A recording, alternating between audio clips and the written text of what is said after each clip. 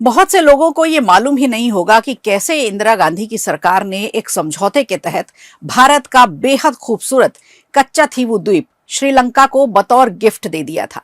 दरअसल लंबे समय से कच्चा थीवू द्वीप को वापस लेने का विवाद छिड़ा हुआ है। अब पीएम मोदी की श्रीलंका यात्रा के दौरान एक बार फिर यही सवाल सबके मन में उठ रहा है, क्या अब कच्चा थीवू द्वीप वापस लेना मुमकिन होगा? इस सवाल के पीछे का सच जानने की कोशिश करेंगे आज। वहीं दूसरी तरफ आज गृह मंत्री अमित शाह ने अपनी छत्तीसगढ़ यात्रा के दौरान बस्तर की मां दंतेश्वरी देवी के दर्शन किए और नक्सल प्रभावित गांव के सरपंचों से मुलाकात की।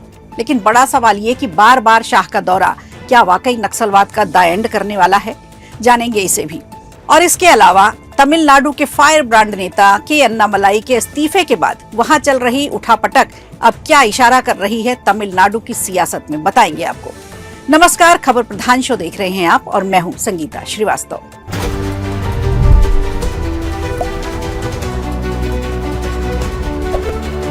दरअसल जब से भारत के प्रधानमंत्री नरेंद्र मोदी श्रीलंका दौरे पर पहुंचे हैं, ऐसे में कयास लगाए जा रहे हैं कि इस बार कच्चा थीवू मुद्दे पर चर्चा जरूर होगी। लेकिन सभी के मन में ये सवाल है कि क्या सच में भारत को एक बार फिर कच्चा थीवू द्वीप मिल सकता है? लंबे समय से कच्चा थीवू द्वीप को लेकर विवाद छिड़ा हुआ है। दरअसल 1974 में इंदिरा गांधी सरकार ने भारत का ये खूबसूरत हिस्सा कच्चा थीवू श्रीलंका को बतौर गिफ्ट दिया था। ये मुद्दा प्रधानमंत्री नरेंद्र मोदी अक्सर उठाते भी रहे हैं। संसद भवन में इस विषय पर नरेंद्र मोदी की सरकार ने व्यापक चर्चा भी की। ये द्वीप रामेश्वरम के नजदीक स्थित है। 2014 में जब नरेंद्र मोदी की सरकार सत्ता में आई, तब से ही इस मुद्दे पर बहस तेज हो गई। आज से करीब 51 साल पहले द आयरन लेडी के नाम से जानी जाने वाली इंदिरा गांधी गिफ्ट के तौर पर भारत के एक सुंदर हिस्से को श्रीलंका के हवाले कर देती हैं। लेकिन अब तमिलनाडु के सीएम एमके स्टालिन ने इसे वापस लेने की मांग उठाई है। इस पूरे विवाद को समझने से पहले ये भी समझना बेहद जरूरी है कि आखिर कच्चा थीवू है क्या। आपको बता दें, कच्चा थीवू रामेश्वरम से 19 किलोमीटर दूर और श्रीलंका के जाफना से 16 किलोमीटर दूर स्थित है। 285 एकड़ का ये फैला हुआ छोटा सा द्वीप बहुत खूबसूरत है, जो बंगाल की खाड़ी और अरब सागर को जोड़ता है। 14वीं सदी में ज्वालामुखी विस्फोट से बना ये आइलैंड लंबे समय से भारत और श्रीलंका दोनों के मछुआरों के इस्तेमाल के लिए आता रहा। अब इस विवाद के इतिहास की बात करें तो पता चलता है कि 17वीं सदी में रामनाद साम्राज्य के राजा रघुनाथ देव किलावन ने इस पर अपना कंट्रोल जमा लिया था। उनका नियंत्रण था यहाँ। फिर अंग्रेजों के समय में ये मद्रास प्रेसिडेंसी का हिस्सा बना। फिर साल 1913 के एक समझौते में इसे भारत का हिस्सा माना गया। लेकिन सत्ता की गद्दी पर बैठे सियासतदानों ने साल 1974 में एक समझौते के चलते इसे श्रीलंका के हवाले कर दिया।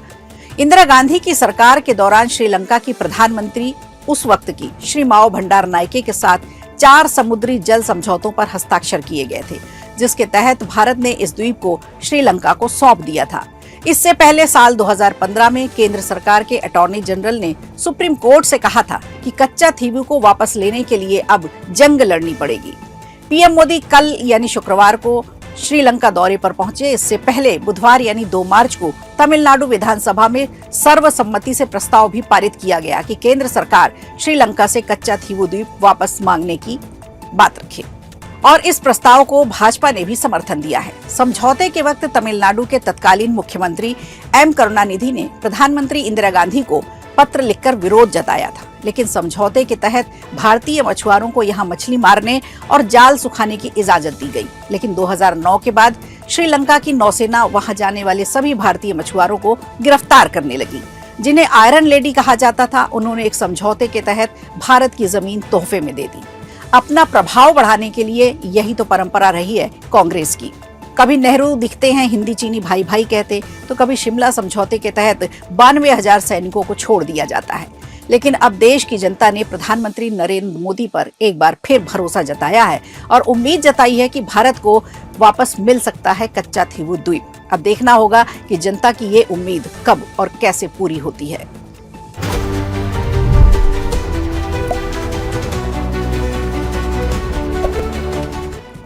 इधर केंद्रीय मंत्री अमित शाह का लगातार छत्तीसगढ़ दौरा जारी है। आज यानी 5 अप्रैल को भी छत्तीसगढ़ के बस्तर पहुंचे शाह, और शाह ने सबसे पहले बस्तर की आराध्य देवी दंतेश्वरी मां के दर्शन किए, उनकी पूजा अर्चना कर आशीर्वाद लिया। मां की आराधना के बाद अमित शाह दंतेवाड़ा के हाई स्कूल ग्राउंड में हो रहे बस्तर पंडुम कार्यक्रम में भी शामिल हुए। शाह ने विजेताओं को सम्मानित किया और बस्तर पंडुम में बस्तर की पारंपरिक व्यंजनों का स्वाद भी लिया। इसके अलावा सरेंडर नक्सली और नक्सलियों का एनकाउंटर करने वाले जवानों से भी उन्होंने मुलाकात की।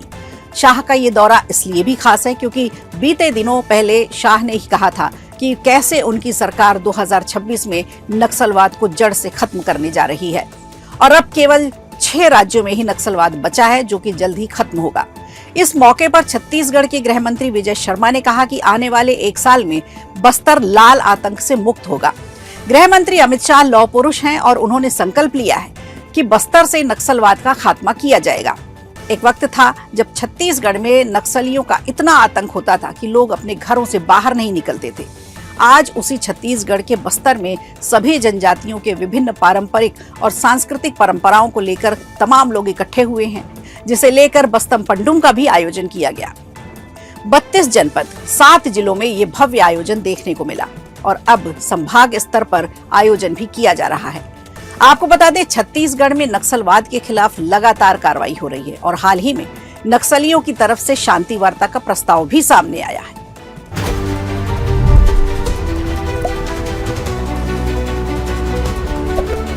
तमिलनाडु में सियासी हलचल तेज है। अक्सर चर्चाओं में रहने वाले तमिलनाडु के बीजेपी के अध्यक्ष के अन्नामलाई ने अध्यक्ष पद से इस्तीफा दे दिया है। साथ ही उन्होंने ये भी कह दिया कि वो अब पार्टी के अगले अध्यक्ष की रेस में नहीं है।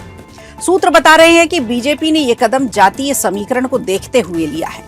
कुछ दिन पहले ई पलानीस्वामी और गृह मंत्री अमित शाह के बीच मुलाकात हुई थी, जिसके बाद से ये कयास लगाए जा रहे थे कि तमिलनाडु में बीजेपी बड़ा परिवर्तन करने जा रही है।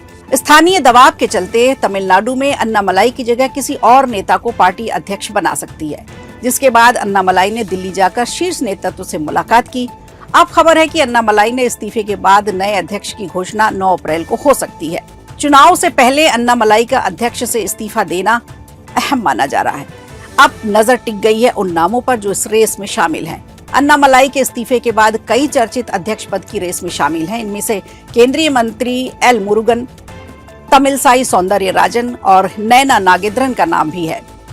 तमिलनाडु में बीजेपी संगठन के चुनाव हो चुके हैं और नए अध्यक्ष का चुनाव 2 हफ्ते के अंदर होना है और उससे पहले अन्नामलाई का इस्तीफा और चुनाव की रेस में शामिल न होना बताता है कि तमिलनाडु बीजेपी को जल्द नया अध्यक्ष मिलने वाला है।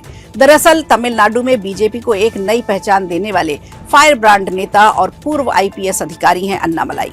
अन्नामलाई के अध्यक्ष पद छोड़ने के पीछे की वजह 2026 के विधानसभा चुनाव को माना जा रहा है, जिसमें बीजेपी और एआईडीएमके के गठबंधन की सुगबुगाहट तेज चल रही है। साल 2021 का विधानसभा चुनाव एडीआईएमके और भाजपा ने मिलकर लड़ा था। इसमें बीजेपी के 4 विधायक जीतकर आए थे और 2024 के लोकसभा चुनाव में एआईडीएमके ने बीजेपी प्रदेश अध्यक्ष अन्नामलाई पर उनकी पार्टी के नेताओं पर अपमान करने का आरोप लगाया और गठबंधन तोड़ लिया। गौर करने वाली बात है कि बीजेपी इस चुनाव में एक भी सीट नहीं जीत पाई। एआईडीएमके का भी सूपड़ा साफ हो गया।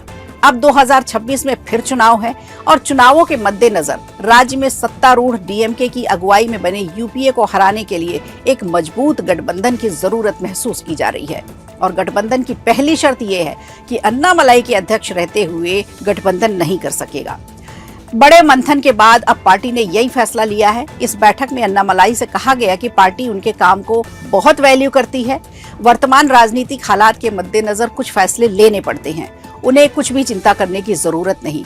आज यही बात अन्नामलाई ने भी दोहराई है। उन्होंने कहा कि बीजेपी एक राष्ट्रीय पार्टी है। तमिलनाडु में भ्रष्टाचार में डूबी डीएमके को हराने के लिए पार्टी को कुछ भी फैसले लेने पड़ सकते हैं। यहाँ अहम बात यह भी है कि पलानीस्वामी और अन्नामलाई दोनों एक ही जाति के हैं और एक ही क्षेत्र से आते हैं। बड़ी वजह यह भी है, पार्टी को लगता है कि दूसरी जाति के नेता को पार्टी की कमान सौंपने से चुनाव में इसका फायदा मिल सकता है। फिलहाल अभी जो नाम है आना है वो अभी तय नहीं है, बंद पेटी में है। तो फिलहाल खबर प्रधान में आज के लिए इतना ही। दीजिए इजाजत, नमस्कार। वीडियो अच्छा लगा हो तो लाइक कीजिए, शेयर कीजिए और कमेंट बॉक्स में हमें जरूर बताइए।